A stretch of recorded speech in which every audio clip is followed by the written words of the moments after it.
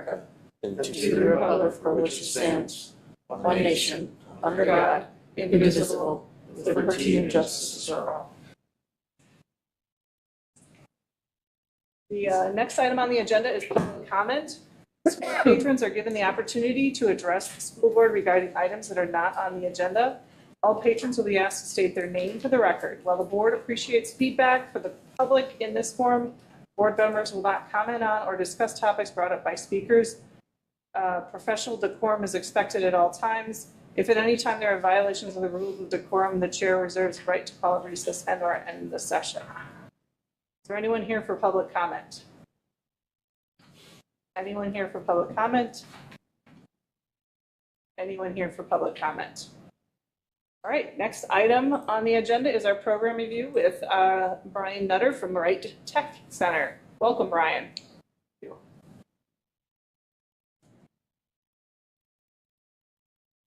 Good evening, board members and community members. I'm Brian Nutter. I'm the new executive director at Wright Technical Center. I've been on the job since July 1st and absolutely loving it so far. Just a quick introduction to me. My background is everything career and technical education as far as my professional career goes. I started as a construction careers teacher in Minneapolis public schools and was a teacher in the classroom for 13 years before moving into administration. When I moved into administration, I started programs in career and technical education.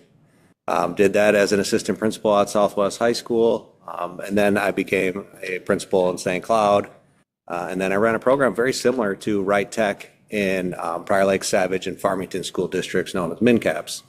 It's just a little bit smaller scale than Wright Tech, and so when this opportunity presented itself, it was one that I knew was a good fit for me and my passion for putting kids in careers and being able to train them at the high school level to do that. So without further ado, I'll kind of just tell you a little bit about Wright Technical Center, maybe some, okay, there we go. Yep. All right. Not sure which of you may be new board members or don't know a whole lot about Wright Technical Center, but we are a vocational cooperative. One of, if not the only one, that is still thriving in the state of Minnesota. And we've been around since 1972. And so we have 8 member districts, 7 in Wright County, and then Big Lake in Sherburne County that are member districts for our cooperative. Wright Technical Center is made up of 2 schools within our school district. And so Wright Tech is our technical programs, and we have 12 technical programs for our students. I believe there are 88 Delano students currently participating in our tech programs. And then we have Wright Academy, which is the Alternative Learning Center. I believe all 8 of our member districts have students attending the ALC, and then we also have students from some other surrounding school districts that are not members. So here you can see our 12 technical programs along the left side of the slide. You'll notice that we hit just about every sector and segment of the career wheel with our technical programming. And those that may not be hit as in-depth as others will be covered in on-the-job training and youth apprenticeship. So we have students that are participating in both of those programs that represent all sectors of the career wheel. And in a follow-on slide, or maybe a few slides on, I'll highlight some of our programs that have some, maybe just some key highlights, but those are the 12 technical programs that 88 Delano students are participating in. I'm sorry, 68. Okay, got my numbers wrong. So you can kind of see where the participation is this year. This is this year's current enrollment as of January 20th. I pulled these numbers last week. And so there are 68 Delano students participating in the different programs you see listed there. On the right side of the slide, I've kind of highlighted in green, amber, and red, kind of the stoplight of, you know, where we're at with our enrollment targets for each of the programs. And so you can see about half of the programs we're hitting our targets, or maybe in some of them we're even a little over our target enrollment. And then we have several others where our enrollment hasn't met the target. And then the yellow, those are typically within 10 to 15% of our enrollment target. So Would really like to see some of the numbers grow next year in those programs where enrollment is down a little bit this year. And the two notable ones, three notable ones where numbers are down is auto tech, law enforcement, and then our early childhood and elementary careers. For our Alternative Learning Center, Wright Academy, we currently have 85 students enrolled, 82 of which are high school students between the grades of 9 and 12. And then we have 3 middle schoolers. They all happen to be 7th grade students for a total of 85. Our enrollment at the ALC typically fluctuates a lot. There's a lot of transition for students in our alternative programs. We would like to see our average throughout the entire school year be around 85 to 90. We started this school year pretty low, took a small dip. A few kids graduated right after school started. They didn't have very many hours that they had left, and so we graduated a few out. Numbers were low into November, and enrollment is now on the rise. We will probably be at 90 either by the end of this week, end of next week in our ALC. And that's kind of typical of the ALC is we start low, we get more students as we hit the middle of the year, and then towards the end of the year, we graduate more students and the numbers will tail off again. Goal for that would be 90 for an enrollment and 10 in the middle level program for a total of 100 seats. A few highlights just to share about some of our different programs. So our heavy equipment operations and maintenance program started its 3rd year this year. I highlight this one because it's a program that demonstrates a successful partnership with community and business organizations. This is a program that we would not be able to offer at Wright Tech if we didn't have the support of our community and our businesses. So this is a partnership between Minnesota Virtual Academy, the Department of Transportation, and the 49ers Heavy Equipment Operators and Engineers Union. They fully fund this program for us. We have 5 pieces of construction equipment that all together are probably somewhere in the neighborhood of $500,000 to $1 million worth of equipment that our students get to use when the ground isn't frozen. And those are donated, lent to us by RDO and CAT.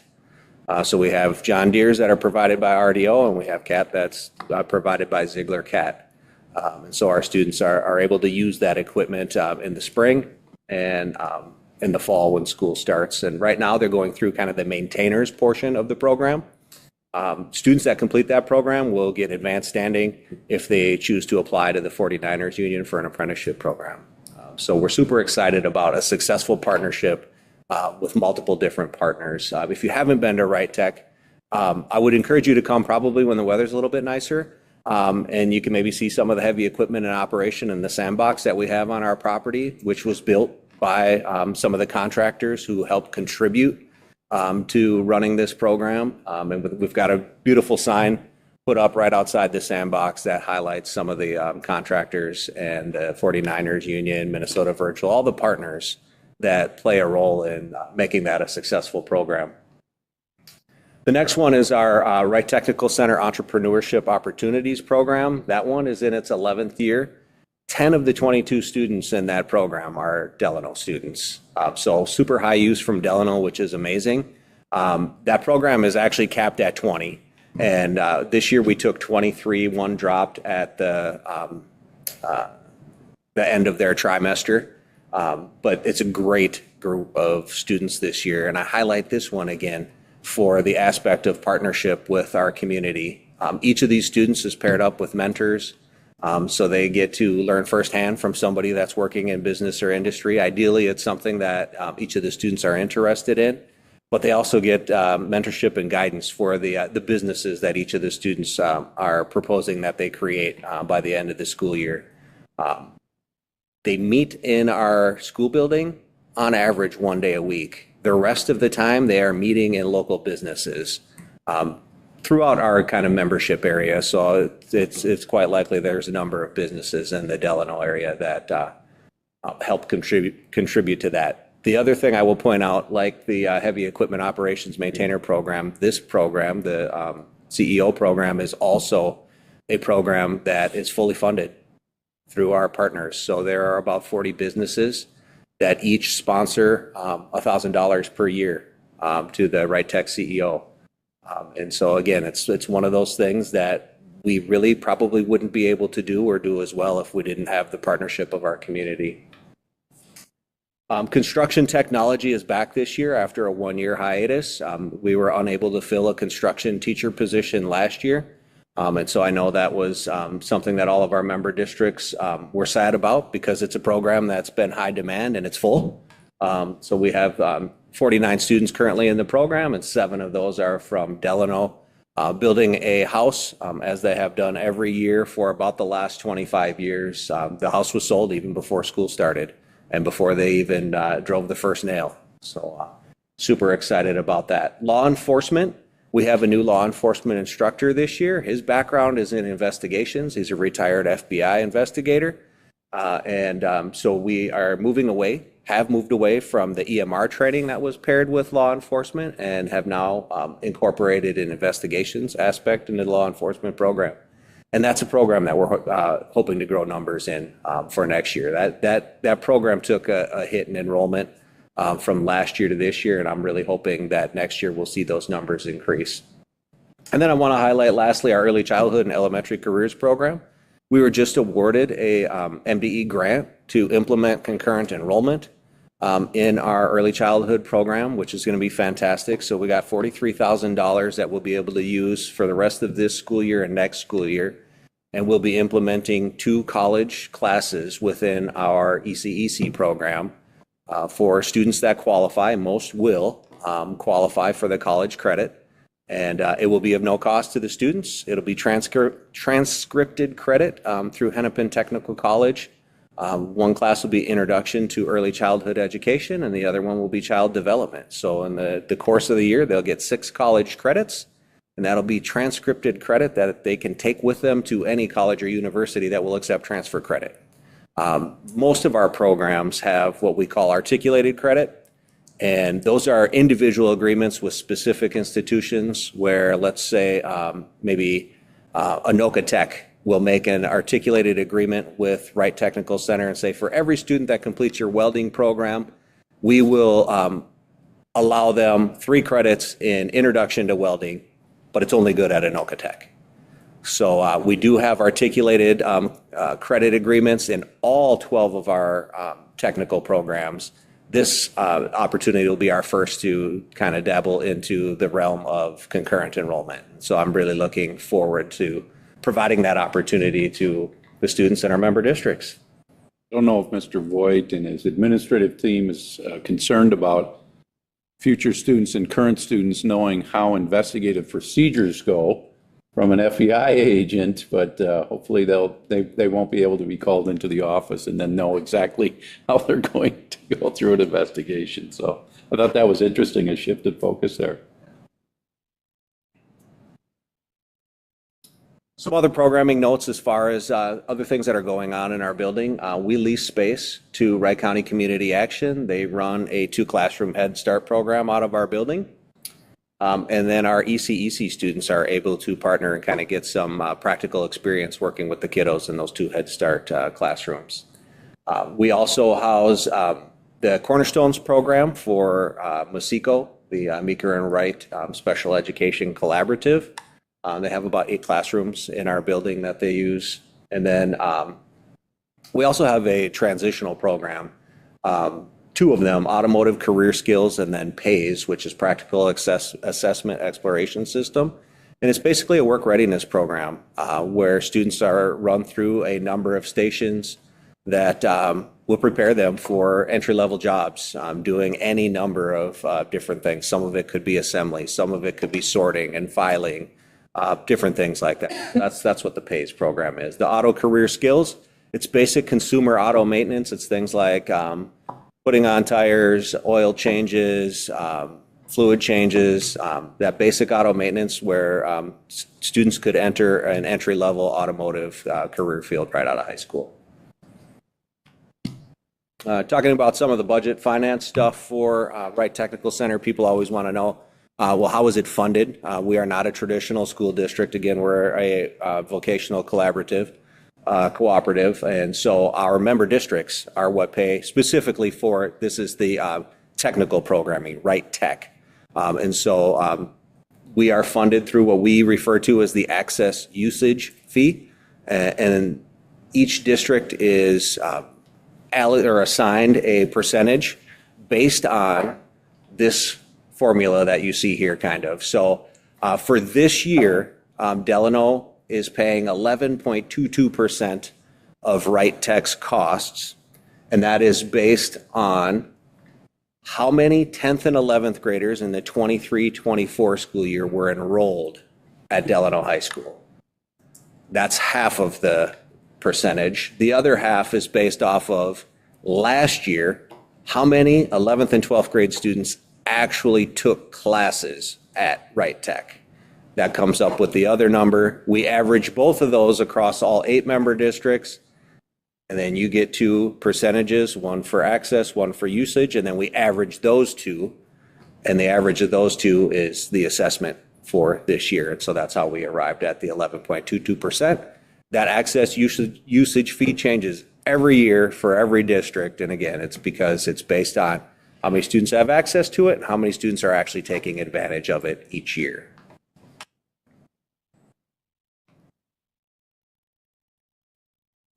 Delano's actually doing really good too. When we look at 11.22%, I think you had 68 students. So you're probably getting a little bit more bang for your buck this year, because that might be somewhere around like 13 or 14% of the students.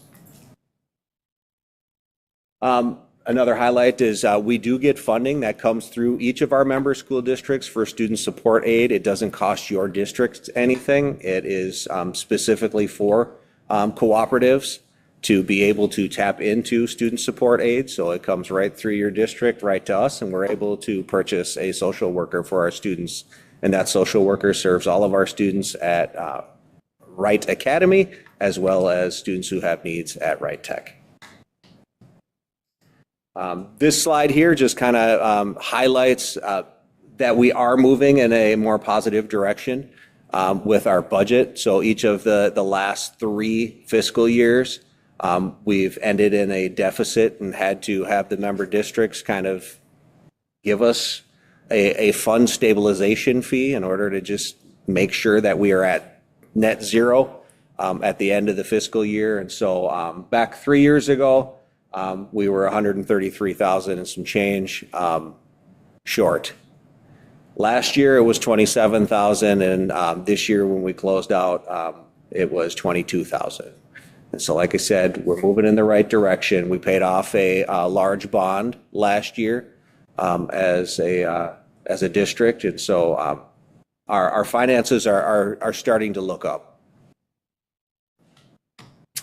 Lastly, I just want to highlight that we are going to be back before the legislature when their session opens again, and we are going to be asking for the 4th year for $10.5 million to improve our facility. There are several things that we are specifically asking for. We are in desperate need of a new roof. We're in desperate need of renovations to our HVAC system. And more importantly, we have to do some movement of programs. Our cosmetology program is currently housed out of what used to be a garage at Wright Technical Center. It was remodeled from a garage into a beauty school, a cosmetology school. It's a licensed cosmetology school in Minnesota that operates out of what used to be a garage. We want to be able to move that program into our building, remodel some space where the Head Start program currently is and the Early Childhood Elementary Careers program is, shift them down to another part of the building that is kind of some unused space, and also Head Start. So there's some significant remodeling that we want done on the inside of our building to make it more usable for our programming for our students. And so we're really hoping for the support of our community in this, but more importantly, hoping for the support of our legislators, that they will see that this is of absolute critical need, and that we know that the funds are finite, but something that we can't do without at Wright Tech, because we are not able to levy the way traditional school districts. So without things like this, we can't make significant improvements to our facility. So I would ask any assistance that the Delano community can have in reaching out to your local electeds and state representatives to throw some support our way, because it will help us and it will help your students if we're able to be successful in getting a bond to accomplish this project. With that, that concludes my presentation, and I'm open for any questions you might have. Representative McDonald is very aware of that bond. Did they just respectfully decline it? Or is there, like, what are the hangups? So I think it's just that there's so many requests for capital bonding funds that there's just not enough to go around. So the day we did host a capital bonding tour at Wright Tech in October, and so we did have 6 representatives from the, what's the name of the committee? I want to capital investment committee. And so they came and toured, but that same day and over the course of multiple days, I think they had 18 sites set up that they were going to for, and that's just a small portion of the total number of requests that they received. Most of those other requests were municipality requests for things like water, sewer projects, things like that. Also, most of those were significantly more higher requests. So it's just, I think it comes down in the end to what they feel is the most critical need from a state's perspective and how much money they actually can allocate. So yeah, the last 3 years, we feel like we've made a great pitch to the legislators and letting them know, like, this is critical. We need this. Like, our roof has been springing leaks left and right. And everybody else has, dire needs too. And so I'm hoping that the 4th time's a charm for Wright Tech. Thank you. When you look at like the decrease in the law enforcement EMR program, do you think that's because it went more law enforcement? I know we've traditionally had 5, 6, 7 students in that program. All right. Do I think that the declining enrollment is because of the? Because of the EMR being? I don't think so, because I would say no. We lost a significant number of students from St. Michael Albertville. Last year, they had about 210 students attending Wright Tech. This year, they only have 105. So that was a significant hit. They're our largest school district enrollment-wise, so that was a pretty big hit, a large number of a law enforcement thing. The other thing is we weren't able to hire a law enforcement teacher until the week of the teacher workshop.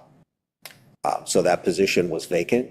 And so I think there was just some uncertainty at the end of the year of, is the program going to run? And so I think that may have contributed to it. Again, I started in July, so. I was gonna say, it's a great program. My son went through the EMR and Yeah. he said it was better training than he got at the college. Yeah, and part of the emphasis too is, so our current instructor, no training in EMR, but lots of training in investigations. Thank you very much. Pleasure to be here. Thank you. Next item on the agenda is the consent agenda. This is the area of the agenda that has a variety of minutes from previous school board meetings and also financial reports. Do I have a motion to approve the consent agenda? Rachel? I'll second. Second by Corey. Any discussion? All those in favor? All right. Opposed? Motion carries. Next item on the agenda is the resolution for the acceptance of gifts. The following organizations have graciously given their money for the items designated below. American Online Giving, $48.55 for Delano Public Schools. Charities Aid Foundation, $22 for Delano Elementary School. Blackbaud Giving Fund, $200 for Delano Elementary School. American Online Giving, $50 for Delano Elementary School Fund Run. Friends for a Cause, $4,000 for the Delano Elementary School Kindness Funds. DIS Pi, $1,500 for school author. DHS Pi, $250 for conference meal. Core Trust Bank, $1,500 for scoreboard sponsorship. Delano Boosters, $3,585.12 for a booster paid boys hockey coach. Gymnastics Booster Club, $939.28 for supplies reimbursement. Friends for a Cause, $4,000 for Compass. And the following are for the Community Education Archery Program. $2,500 from the Loretto Alliance Club, $1,000 for True Green, $800 from the Delano 4th of July Committee, and $750 from the Delano 4th of July Committee. All of these have generously given for the items noted above. I have a motion to approve the resolution.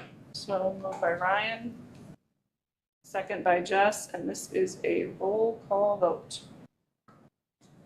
Board Member Gerke. Aye. Board Member Baker. Aye. Board Member Roser. Aye. Board Member Deppa. Aye. Board Member Strauss. Aye. Board Member Morella. Aye. And Board Member Black. Aye. Motion carries. Next item on the agenda is personnel matters, and we have quite a few people to recognize on the personnel matters report this time around. There are 3 individuals who have worked for the district that are retiring, and they have over 20 years of experience within the district. Ms. Monica Kunkel, Oda Sturry, and then Ms. Rose Nichols, all of which have dedicated large portions of their careers to the district, and for that, we're very grateful.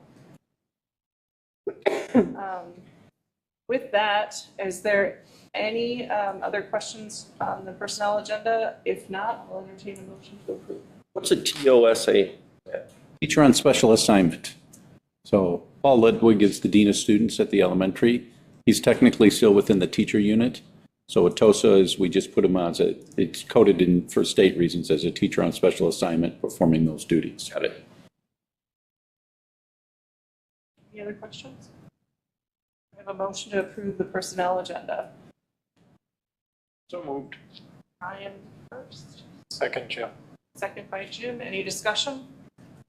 All those in favor? Aye. Any opposed?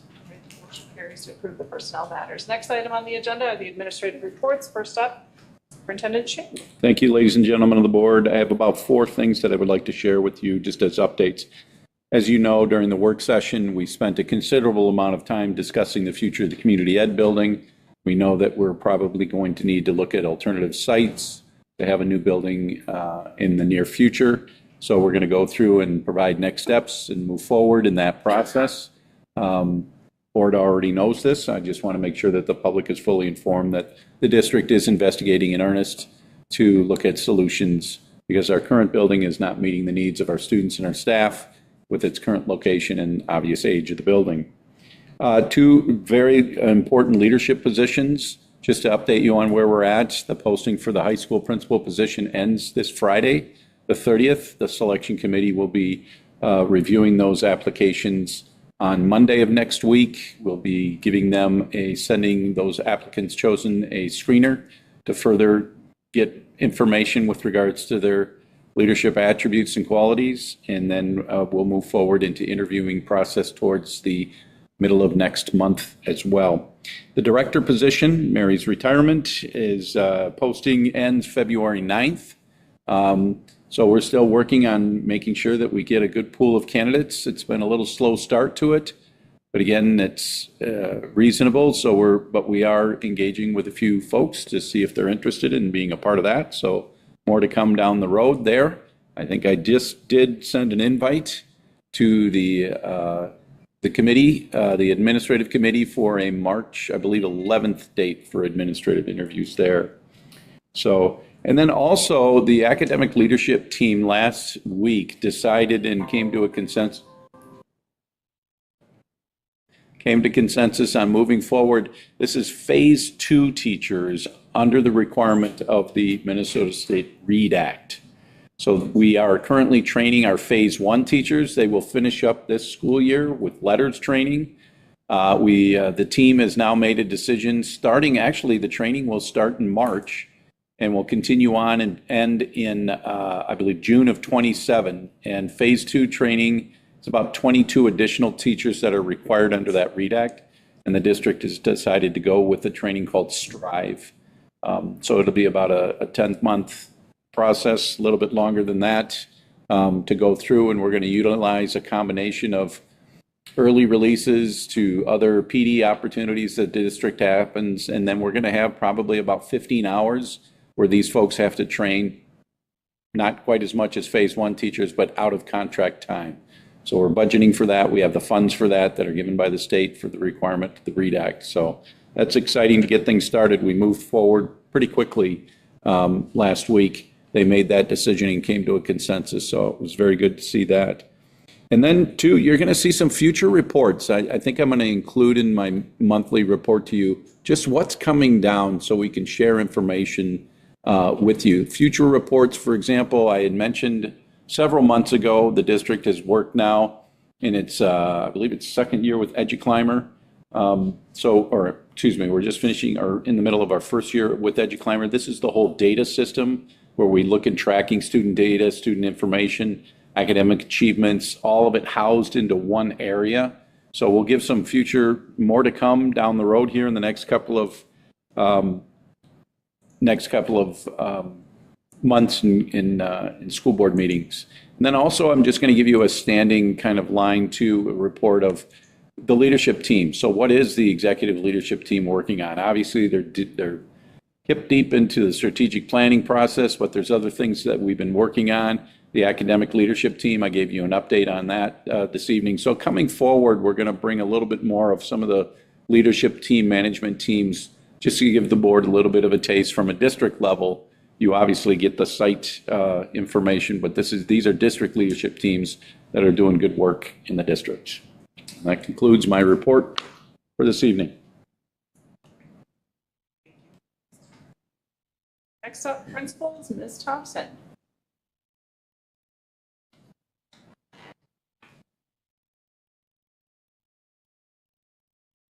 Evening, ladies and gentlemen of the board. Thank you for having me this evening to present to you on behalf of the intermediate school. We have reached the halfway point of our school year. It's always exciting. So I'll share a few updates from the month of January. First of all, from our leadership team, from our site-based team, we've had 2 meetings. We've had 1 meeting. We have 1 coming up this month. Last week, some board members met with our team. And then coming up next week at our leadership team, we'll be looking at one of our action cards. So as you know, we have 4 action cards. They're kind of our 4 goal areas for the year. So we'll be looking at our 4th action card at our next meeting, which has a focus on just continued understanding of our safety protocols, our SRPs. So that's just a goal we had for the year. So we'll just check in on that and see how we're doing just with our understanding and implementation of those. If there's any case study or things that have happened over the course of the last few months that the team wants to talk about, we'll talk about those, but we'll just kind of check in on that goal. For professional development, we've recently had 2 professional development opportunities. Martin Luther King Jr. Day was a day that our staff spent doing letters training. Most of that time was dedicated for staff to do letters training if they're in phase 1. Also curriculum work, and then staff have time on that day to work on their CEUs, so their continuing education credits, so they have time for that. So it's a lot of independent work on that day for staff to take care of some things they need to do. And then we had some smaller team meetings that we scheduled throughout that day as well. And then last week, we also had our early release. Again, letters time and curriculum time, but also teachers looked at our winter FAST data. So we had our mid-year screening window. We did our reading screening and math screening, so they looked at some of that data. And then we have new K-12 health standards for the state of Minnesota. And so for the first time, we just kind of started looking at those as a team, a K-12 team looking at those standards, trying to look at what we're already covering, what gaps there might be. So we just did some initial work on that. Actually, Barry led that with our team. So for MTSS, just our levels of intervention that we have, I am excited to share that finally we have our math core position filled. So we've had our math core posting out there for a while. So we have a part-time math core tutor. Her name is Paige, and so she'll be able to start serving our 4th and 5th grade students. We're really excited about that because that's been a need that we've had for all of the school year. And then, like I said, we did recently complete our FAST screening, and I'm going to read through our results really quickly, but I do want to highlight one specific score. So in reading, all of our scores kind of stayed really within 5% of where they were in the fall, which is good. They've gone up, they've gone down, but just really minimally. So in reading, fourth grade, overall, the grade was 75% proficient in reading. That was probably our biggest area of decrease. They went down by 5%. That's a lot for us. So we'll take a closer look at that grade and maybe what areas we need to focus on there. Fifth grade was 80% proficient. Sixth grade was 89% proficient. That grade always does really well in reading. Those teachers do a great job with those kids. In math, fourth grade was 77% proficient. Fifth grade was 79% proficient. And then our sixth grade math was 87% proficient. And I want to focus on that because I just really want to draw your attention to our sixth grade math team.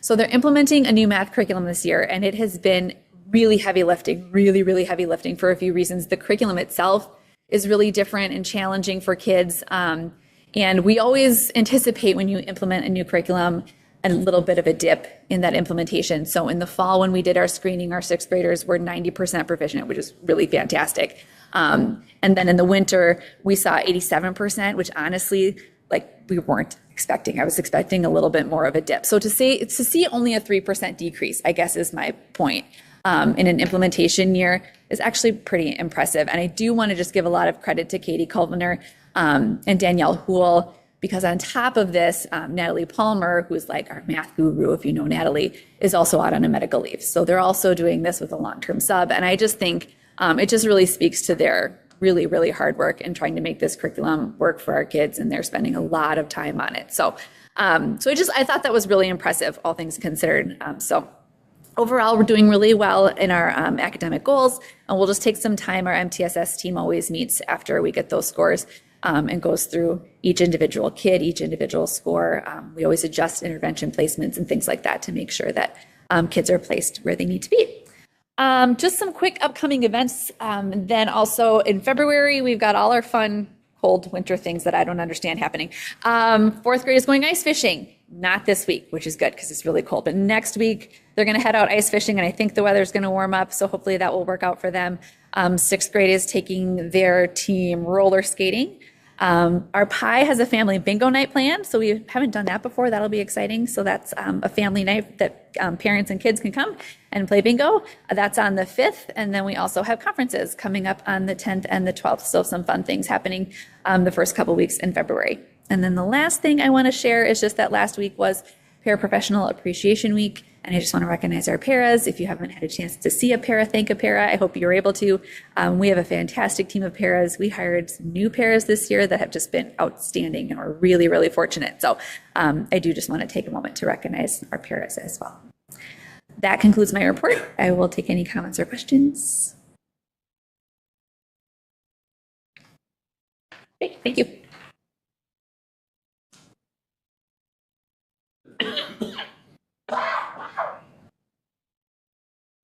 Good evening, ladies and gentlemen of the board. It's a pleasure to speak with you on behalf of the high school tonight.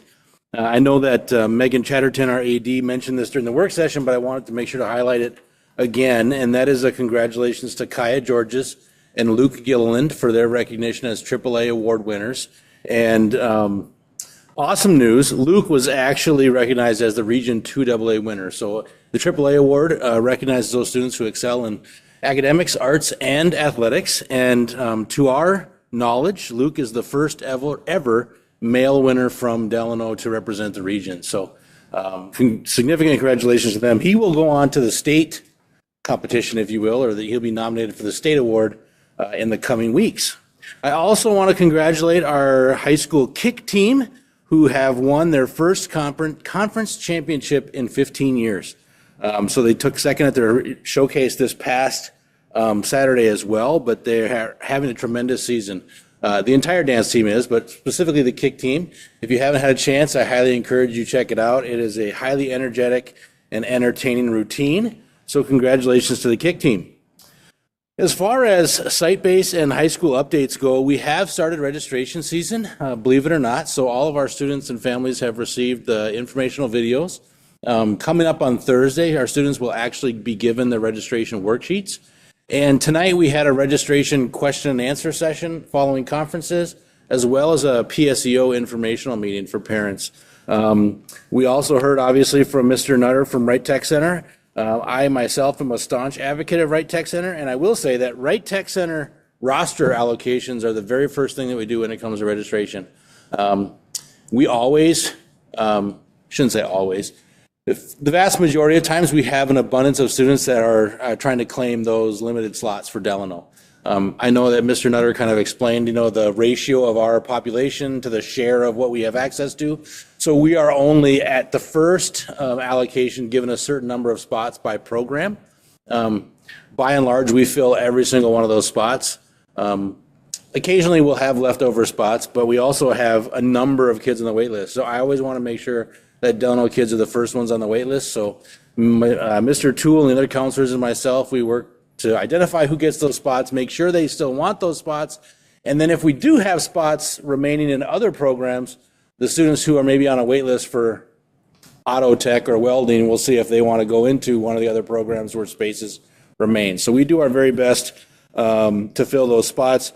You might have been wondering on the slides that he was presenting too, why our participation rate in the ALC is so small, and that really comes down to busing. That's our biggest obstacle. We certainly have a way to get students to the ALC because of our Right Tech bus that we send on a daily basis, but students would then be required to transport themselves home, and that is obviously a limiting factor for some. So while we have a couple here and there, we don't have more students that certainly could benefit should we were to provide transportation, but that has obviously been a cost prohibitive option in the past. As I mentioned briefly, we did have conferences tonight, so I want to thank all the parents that have come. We will have conferences again, obviously, in April, and as always, parents are encouraged and welcome to reach out to teachers at any time regarding questions that they might have about their students' performance. And as Ms. Thompson mentioned, we are halfway through the school year, so our site-based team is going to start looking at our instructional budgets for next year, and believe it or not, start discussing our handbook changes. I suspect that our most substantive change for handbook changes is likely to be related to that artificial intelligence action card that we've discussed previously. I've hinted at the fact that we're likely going to move to some sort of a stoplight system in terms of appropriate use of AI. Green, yellow, red. So green means have at it, use AI as much as you want. Yellow is sort of like use it as an idea generator, but you still have to use your own evaluative tools and skills. And then red would be a prohibition on the use of artificial intelligence. So that's the direction we're trending. And that was the last of my prepared remarks, but I'd be happy to answer any questions that you have about Delano High School. On the AI front, do you see curriculum getting developed on how to use it effectively, not just in current curriculum, but like future, like getting people engaged with using it the right way to advance themselves? Tricky question. Yes and no. There's obviously a lot of nonprofit groups that have developed some curriculum resources related to artificial intelligence. I wouldn't say that I've seen any specific artificial intelligence curriculum that's specifically geared toward like high school students, but I know that we definitely have some teachers that are integrating some of those resources and skills related to artificial intelligence within our classrooms. I know that we've talked before about our career life prep class, and that's going to be shifting to 8th grade, sort of as a replacement for communication arts, but not entirely. We're actually going to be blending those classes together. And as part of our communication arts class, there is units on digital citizenship and how to appropriately use technology tools. So artificial intelligence is blended into that. But it definitely is going to be, on the forefront for the next several years, probably forever, to be honest. But but I have not seen at least any real official curriculum that's geared toward middle school or high school students. Got it. Thanks. Different resources. You literally can ask AI to create the curriculum. But the problem is that it's changing so fast. To have set curriculum, you got to be nimble enough. So the idea and the discussion of having it in that digital citizenship and incorporating in that, because you could, the traditional curriculum that you would write for math, science, social studies, this doesn't work in AI because it's just evolving so fast. So that's where we're just trying to figure out what that committee is doing at the high school is truly how do we really utilize that? Because we want our students to be able to graduate, go on to college and universities, eventually work, but they're going to be competing for jobs of kids that know how to use AI and know how to use it to their benefit. Exactly. Exactly. Well, it's like the new version on Google. It's like, how do you prompt engineering, right? From an AI perspective is how do you using research to get to it. I mean, there's a skill to that. Yep. Be able to use it effectively. And Right, not get exactly. charged. Companies are looking for it, right? And I realize high school's a little bit maybe low on expectations of that age group to use it, but companies are pushing use of it hard, and education is still trying to kind of feel their way through the darkness on it a little bit. It is so fast moving, and education systems don't traditionally move fast. So we just got to make sure that I feel that we've got to expose our kids to the use of AI. First of all, they're using it. Second of all, we want to make sure that they use it. Chime in, student school board representatives, to make a meaningful impact in their learning, but eventually be able to compete because companies are requiring the skill set to be there. Yeah, we obviously last year brought artificial intelligence consultants to the high school to participate in some training. We did 4 hours of that. Plus, we have access to an AR portal that Groovy Education has put together. So that's been continuously accessed by our teachers. The message there, and the themes of my work is really to build relevance into our lessons, regardless of what subject area, grade level. It needs to be relevant for students. And so while the initial kind of gut reaction for educators is like, how do I protect my students from AI? How do we catch students using AI? It's really got to be, how can we leverage AI? Because the theme of that training last year was not so much that like our students' jobs will be replaced by AI, but you will be replaced by somebody who knows how to use AI, right? So we're trying to leverage that applicability and the relevance of AI as a skill set rather than just sort of the fear and unknown of artificial intelligence. Maybe it's not just for you, Mr. Voigt, but we recently had a e-learning day, right? And I was asked, what are the requirements that give someone that's at home a full day? What counts as a full day? Because it feels like maybe it's a really short day. Kids just don't have enough to do. Like, I know it's really short notice, you don't have much time, but like, what qualifies a day? Instead of, obviously, we don't have snow days anymore, but you still get the day. We have a memorandum of agreement with our teachers group. And from the state's perspective, they have deferred to the district to decide what is to be accomplished on an e-learning day. And then it differs in each building. And it even differs, I think, in the high school a little bit between 7th and 12th grade.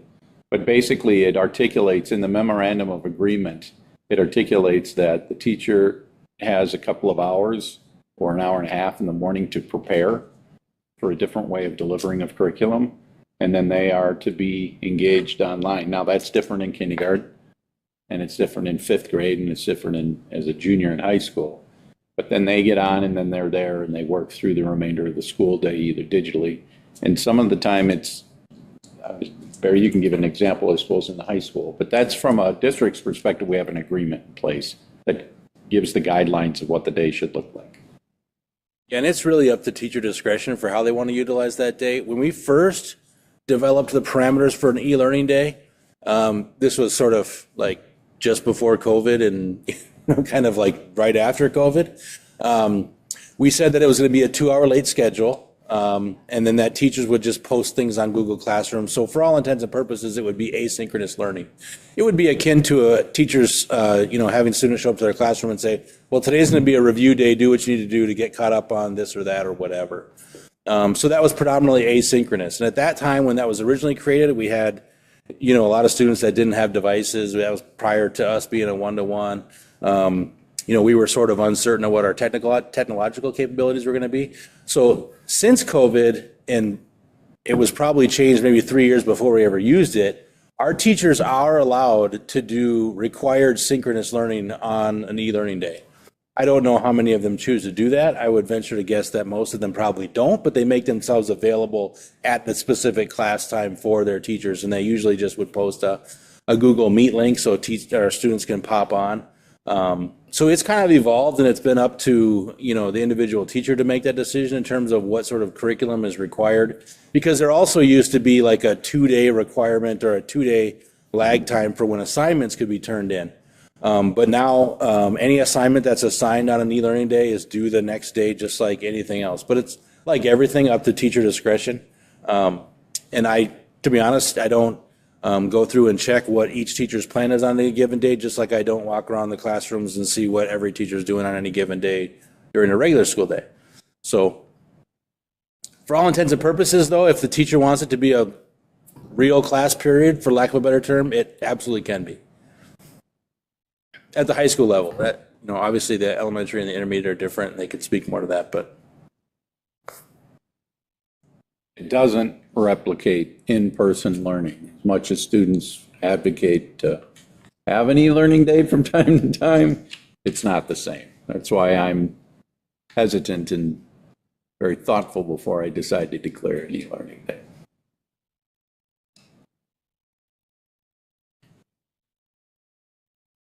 Any other questions?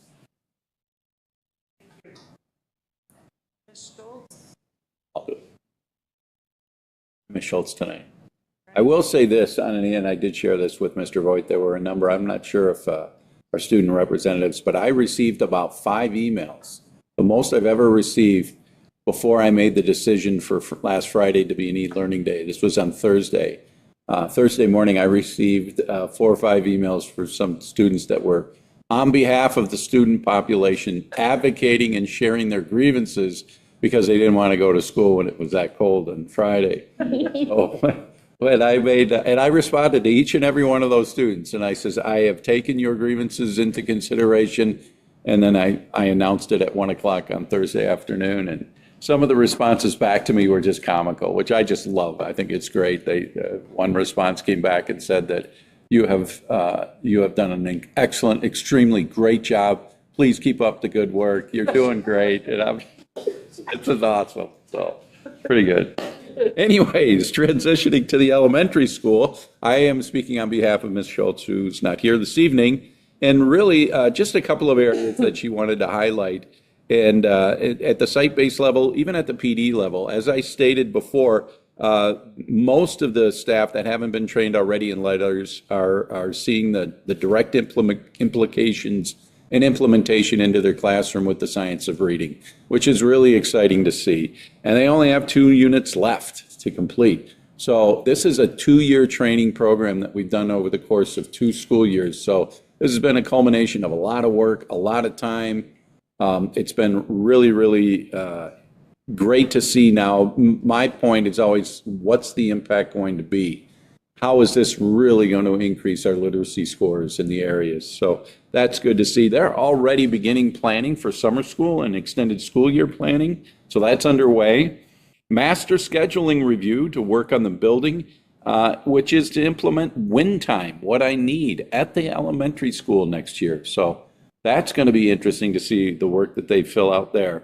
And then the last thing that they've been working on, which leads into what Ms. Thompson had shared, is their winter fast data from fall to winter. Overall, progress is being made in grades K through 3. There's some dips in certain areas. 3rd grade in the area of reading has dipped a little bit. So that's where they look at the analysis to action plans. And that's where they start to look at where some interventions are needed based on this. And this is the whole idea of looking at data and making data-driven decisions in the course of the year, not at the end of the year when it's after the fact. It's in the middle of the year where we're going to pivot and take a look at some things. But overall, from kindergarten to 1st, 3rd grade, they range from the 90s to the lower 80 percentiles. So tracking good progress and making good progress in that area. And last but not least is to highlight some successes. As Ms. Thompson mentioned, the elementary did celebrate their paraprofessionals last week. So they're amazing people, and they support our students and staff in the very best ways. So kudos to the elementary school, giving a shout out to their paraprofessionals. And then already next month is I Love to Read Month. So they're preparing for all of the great things that go on during the month of February for I Love to Read Month. And that concludes the elementary school report on behalf of Ms. Schultz. Thank you. Next up, Ms. Mary Reeder. So the school board financial report is linked on there. We're still projecting to be right on track as we've been going along when you compare to prior years. Here we are.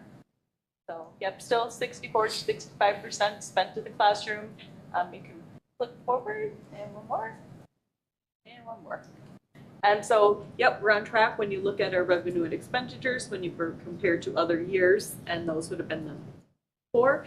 I am working on the building and department budgets for FY27. I did get it said on there, I was gonna hopefully get it done by late January. I actually got it done on Friday. I have not done community ed yet, but we still have some work to do before we get some of that stuff sent over to her to look at, but they will get the information back to me by the end of March. So by the end of March, I'll have a pretty good idea of what our budget is going to look like for FY27. And I did get the 5-year budget projection model sent to me last week.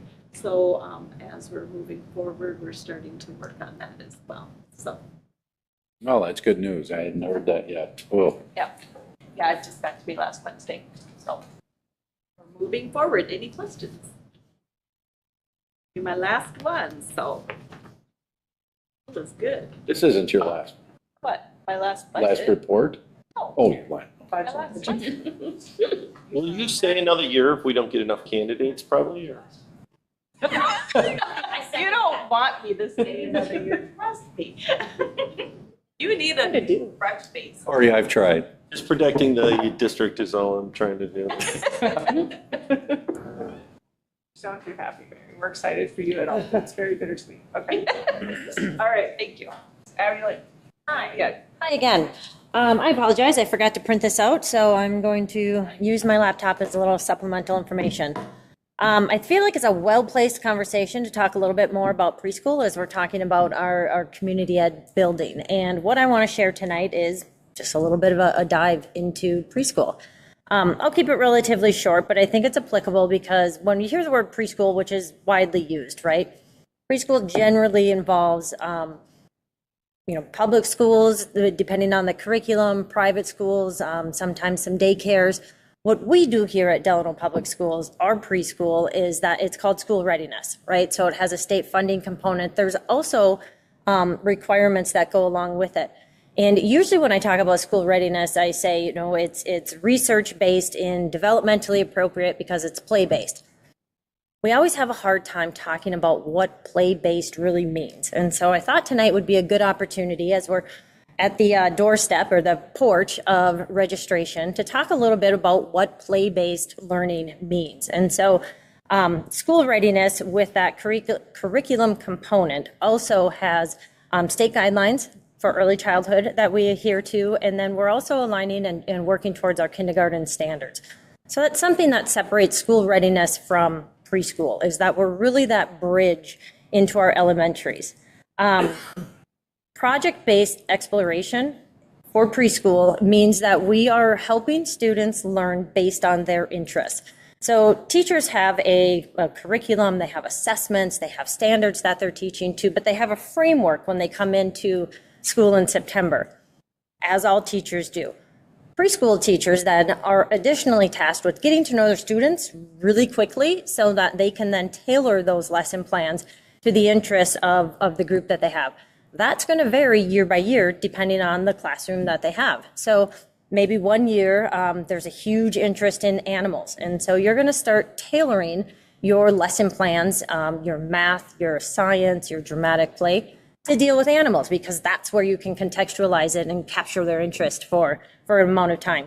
So what that looks like is, we work on literacy through storytelling, through labeling, through dictation. We look at math in the areas of sorting and building, categorizing, measuring, dramatic play. You would have no idea how exciting a Target checkout station, dramatic play area is with all the kids, and they always order their Starbucks to go with it. We look at science through experimentation and observation. You know, setting up a microscope with different samples underneath is great for 3 and 4-year-olds. With this really cold weather, Annalise Johnson, one of our behavioral specialists, was outside the classroom window with bubbles, showing the students how the bubbles would crystallize and freeze as part of their science experiment. So it's really about tailoring what they're going to learn in subsequent years, but bringing it down to that unique preschool level. Social and emotional growth is one of the huge component of a school readiness program. How to be a friend, how to show empathy, how to conflict resolve and relationship build. It's about getting these children ready for school. Executive function, you know, self-directed play, being able to make those choices and start planning. I always use the analogy of, you know, students that come in the first day of school and the ability to put all their gear in their locker, put their backpacks away, bring their folders in, and then do the reverse on the opposite side.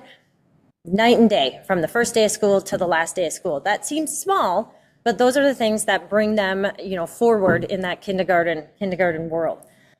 We use Teaching Strategies Gold for our assessments, and we also use our core curriculum is creative curriculum. We do have some additional ones like Second Step for social and emotional, but all of what we do has to align with the ESIPs. So that's the Early Childhood Progress indicators for early childhood indicators of progress that is created by the state and their early childhood departments. I wanted to talk to you about this because when you say play-based, again, sometimes that gets lost on people, that there's really complex learning that's, you know, happening while they're playing. Math, science, relationships, literacy. Tomorrow night we have, for the first time, in a number of years, we have a preschool information night. So Becca Sieberlich, who oversees our preschool program, mailed 300 families this information in Delano. We know that we have multiple organizations providing preschool opportunities for students, and families have to make the decision that's best for them. We want to show families why we are unique and what sets us at DPSP apart. So that's opening up our doors, bringing them in, getting them to, you know, meet our teachers, meet our staff, explore what a classroom looks like, be in the gym, and that many kids in a gym, it is a thing. Experience what opportunities they will have come fall, but be able to have that opportunity to participate now so they can make the best decision for their family. So tomorrow night from 4:30 to 6, if anybody is interested, please stop by. I think it's a great opportunity just in general to see what we do, kind of, you know, open up the doors. But also they'll receive information on TKC. They'll receive information on extended childcare. They'll receive information on screening, which aligns with one of our action cards in trying to switch the narrative from this is something you do going into kindergarten to this is something you do coming into preschool. We're excited about the opportunity. Registration for current families for next school year opens on February 3rd, along with TKC for both summer and next school year. For the greater community, then it opens on February 10th. Any questions?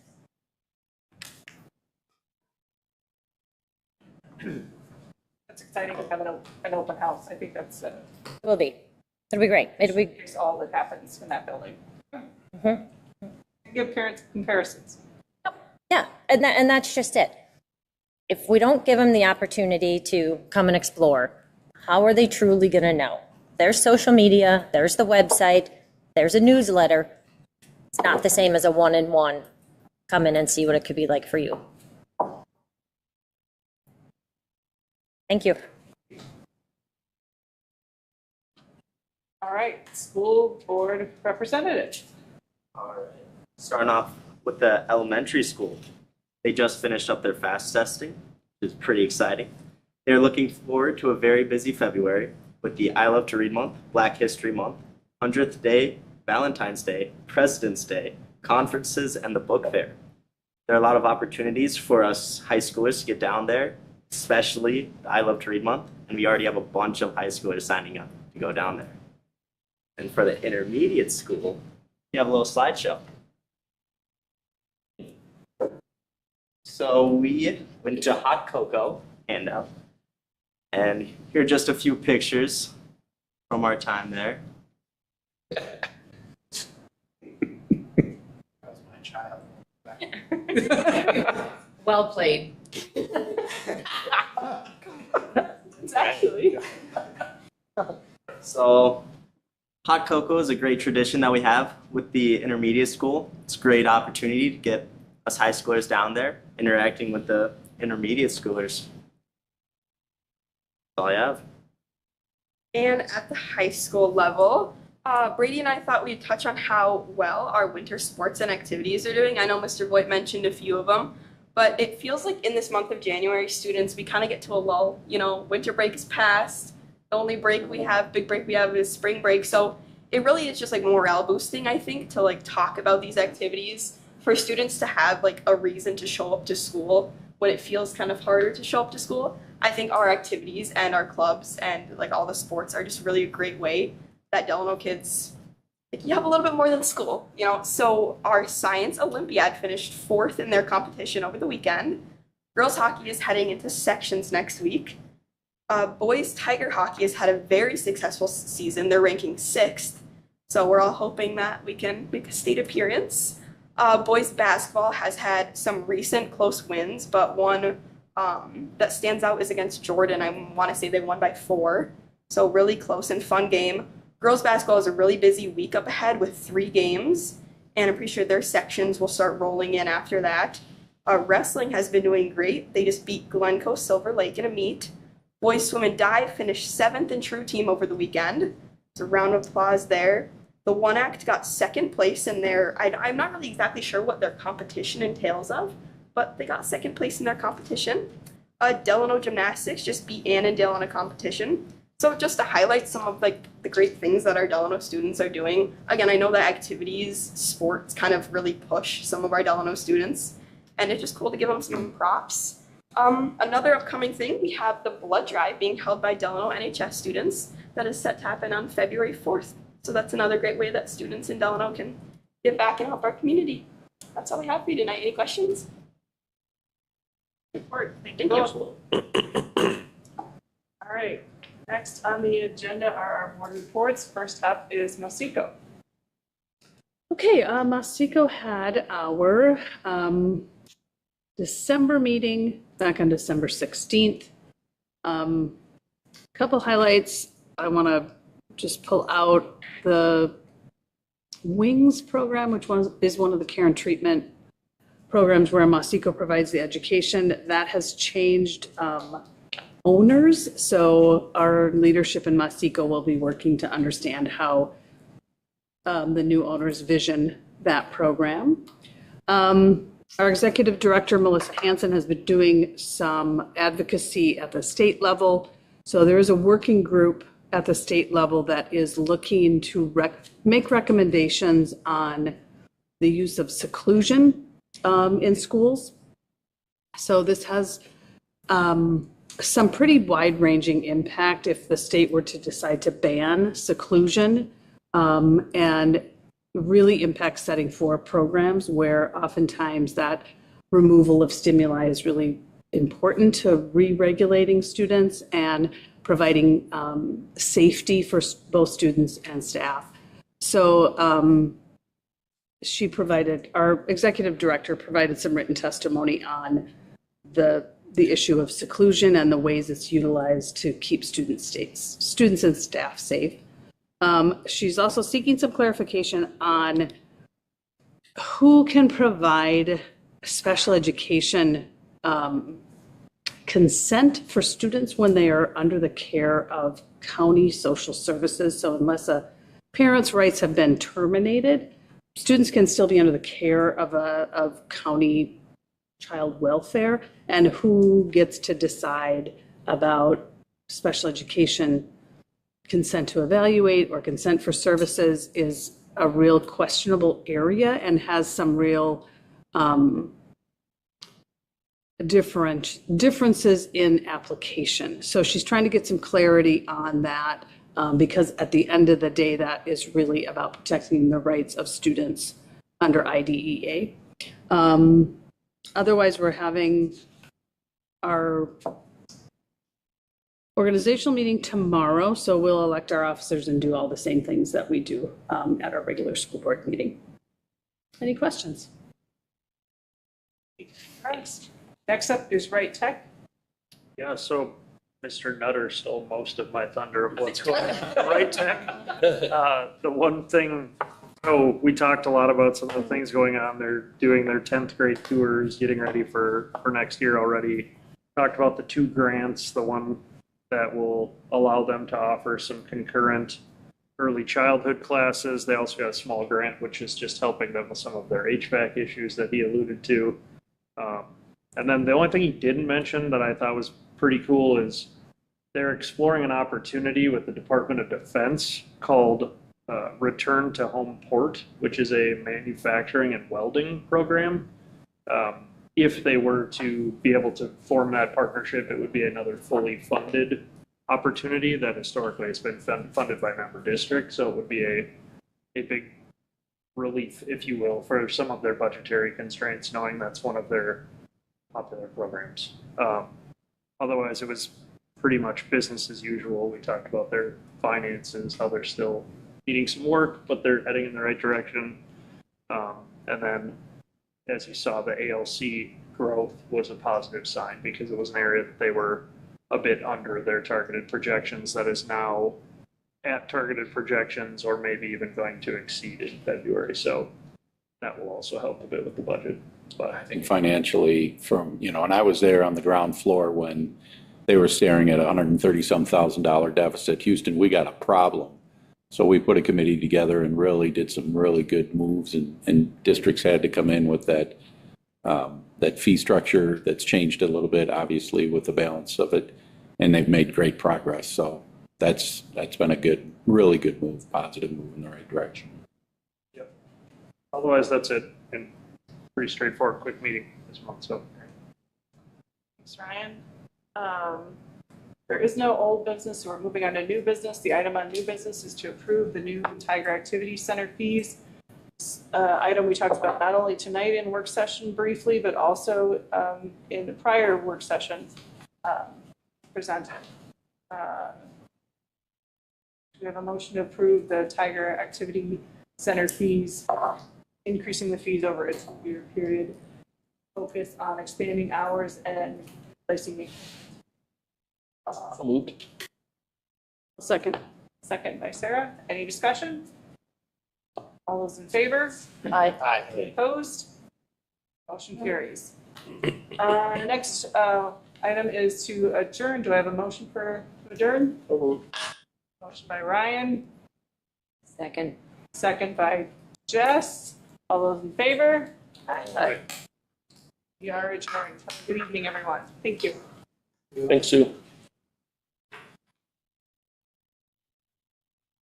You all. Who the heck were these people? I don't know. Well, the one guy, when he walked out, his last name Kimball.